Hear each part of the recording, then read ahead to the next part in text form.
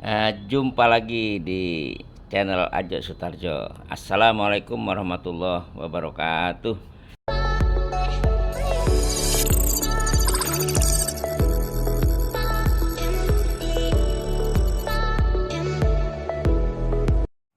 Assalamualaikum warahmatullahi wabarakatuh. Alhamdulillah, kita bersyukur kehadirat Allah Subhanahu wa taala. Kita sudah bisa menyelesaikan materi tentang regulasi kendaraan bermotor di dalam diklat PKB dasar. Nah, kesimpulan daripada materi tadi yang kita sampaikan bahwa pada dasarnya adalah kegiatan pengujian kendaraan bermotor itu adalah merupakan amanat undang-undang. Kenapa? Karena di dalam Inpres yang dikeluarkan beberapa tahun yang lalu, Kementerian Perhubungan itu memiliki mandatori untuk kendaraan yang berkeselamatan.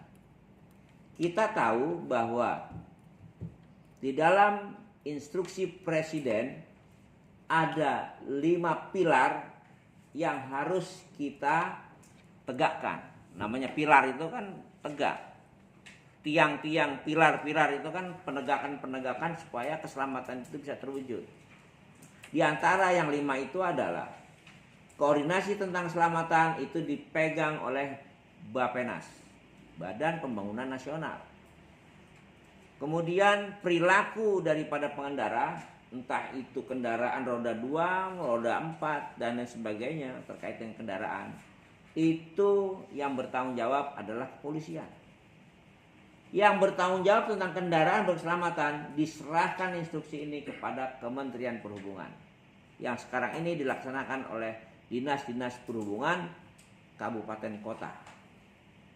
Kemudian prasarana daripada instruksi itu adalah jalan yang berkeselamatan, maka jalan yang berkeselamatan menjadi tanggung jawab Kementerian PUPR.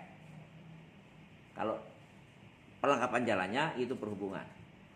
Kemudian ada lagi, jika lalu lintas terjadi kecelakaan, maka pasca kecelakaannya itu menjadi tanggung jawab Kementerian Kesehatan. Itu instruksi yang sekarang masih berlaku. Hukum yang masih berlaku itu disebut dengan Ius Constitutum. Sehingga mobil, kendaraan, khususnya KBWU yang berkeselamatan, menjadi tanggung jawab Kementerian Perhubungan. Di antaranya adalah sebagian ada di pundak-pundak kita. Kita adalah sebagai insan perhubungan yang punya tanggung jawab atas kendaraan yang berkeselamatan. Proses daripada keselamatan itu diawali dengan kelaikan jalan. Kelaikan jalan ini diperoleh dari kinerja PUBKB KBWU, yaitu di dinas-dinas perhubungan yang memiliki UPTD atau unit-unit yang melakukan pengujian. Proses daripada pengujian itu sendiri adalah yang pertama apa tadi?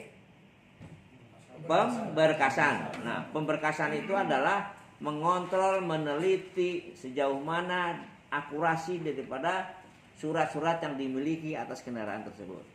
Cocok surat dengan fisik, maka berlanjut kepada pemeriksaan persyaratan teknis.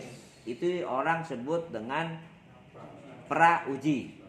Pra-uji itu adalah suatu kegiatan untuk melihat fisik kendaraan disesuaikan dengan surat yang ada, baik visual maupun manual. Itu tahap yang kedua. Sedangkan yang ketiga itu baru dilakukan pengujian kelaikan. Dan pengujian kelaikan ini adalah ada 9 item yang harus dilakukan dengan alat uji. Jadi tidak boleh dengan visual, tidak hanya dengan manual. Tapi kalau pengujian untuk mengukur kemampuan laik atau tidaknya suatu komponen di kendaraan harus dengan alat uji. Siapa yang masih ingat? pada saat melakukan pemeriksaan persyaratan teknis secara visual maupun manual, itu ada berapa item di visual dan ada berapa item di manual yang harus diperiksa. Angkanya saja, siapa yang bisa? Ya, silakan. Kalau visual 17, kalau yang manual 11. Oke, betul. 85. Baik teman-teman, untuk yang lain bisa kita laksanakan pertanyaan berikutnya. Para peserta semua yang berbahagia, tadi sudah disebutkan bahwa kegiatan visual dan manual itu diantaranya di visual 17 item, di manual ada 11 item. Sementara yang pengujian dengan alat harus meliputi 9 item. Coba sebutkan 3 daripada 9 item itu yang harus diuji dengan alat. Ya, siapa namanya? Febri. Sebutkan nama, dari mana asalnya? Nama Febri Fridiansyah dari BPTD kelas 2 Sumatera Selatan. Oke, silakan Mas Febri. Untuk yang di pemeriksaan menggunakan alat ukur, diantaranya adalah ada kedalaman alur ban, Ya. ada speedometer, Ya. ada ketebalan asap, Pak. Ketebalan asap. Ya. Atau emisi gas buang. Emisi gas buang. Oke, betul sekali Mas Febri. Untuk berikutnya, bahwa lembaga pengujian itu harus memiliki gedung dan lain-lain. Di situ ada yang bersifat tetap, ya, ada yang bersifat umum. Kalau yang bersifat tetap yang harus ada di gedung uji itu apa saja? Siapa yang bisa menjawab? Ya, silahkan. Dengan siapa ini? Dengan Ivan Maulana, Pak, dari BPTD kelas 2. BPTD kelas 2 ya. Silahkan. Yang bersifat tetap antaranya adalah bangunan gedung uji, Ya. gedung genset, terus jalan keluar dan masuk, serta lapangan parkir, Pak, serta gudang administrasi, Ya. dan pagar, Pak. Ya. Terima kasih. Siap. Ya, betul sekali. Tepuk tangan teman-teman semua. Ya.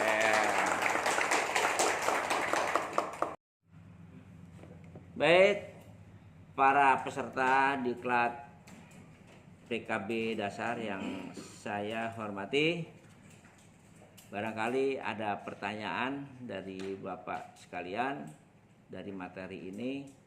Silahkan jika ada pertanyaan yang harus disampaikan. Ada? Atau sudah dianggap cukup karena sudah sore? Cukup ya? Oke. Kalau sudah dirasakan cukup, maka materi kita hari ini terkait peraturan perundang-undangan atau regulasi yang terkait dengan pengujian kendaraan bermotor, kita tidak kemana-mana, khusus tanggung jawab, tugas, dan wewenang ini yang harus kita pegang teguh. Pekerjaan lain bisa kita ikuti. Yang menyangkut hukum, aspek dan proses hukum itu ada di pekerjaan. Pekerjaan itu tidak gampang, tidak mudah. Jadi perlu dengan pemahaman yang dalam sehingga kita bisa terhindar daripada pekerjaan-pekerjaan yang kategori salah.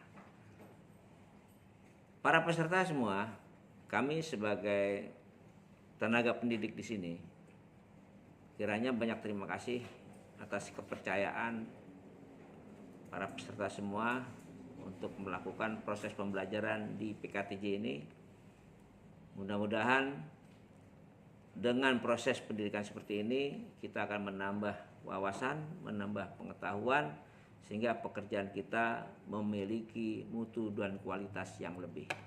Mutu kita adalah hari ini lebih baik daripada hari kemarin, hari esok harus lebih baik hari ini. Maka untuk belajar, menuntut ilmu tidak ada istilah pensiun. Fahami itu. Menuntut ilmu untuk kebaikan, menuntut ilmu untuk kebajikan, itu tidak ada istilah pensiun, tidak ada istilah berhenti. Menuntut ilmu itu wajib dari mulai lahir sampai ke liang lahat. Maksudnya sampai tidak bisa berbuat apa-apa baru itu selesai. Selesai semua persoalan. Dan mudah-mudahan yang kita sudah pelajari hanya beberapa jam ini tentunya bisa bermanfaat buat kita semua saya, menjadi peringatan juga buat saya. Kalau ada yang salah itu mungkin dari diri saya sendiri, kalau ada yang benar pasti datangnya dari Allah. Dan mudah-mudahan kita selalu dilindungi oleh Allah, selalu diberikan keberkahan, sehingga dalam melakukan pekerjaan sehari-hari di rumah, di kantor, senantiasa akan memberikan manfaat buat kita dan manfaat juga buat orang lain. Saya akhiri, kurang lebihnya mohon maaf. Billahi taufiq wal hidayah. Assalamualaikum warahmatullahi wabarakatuh.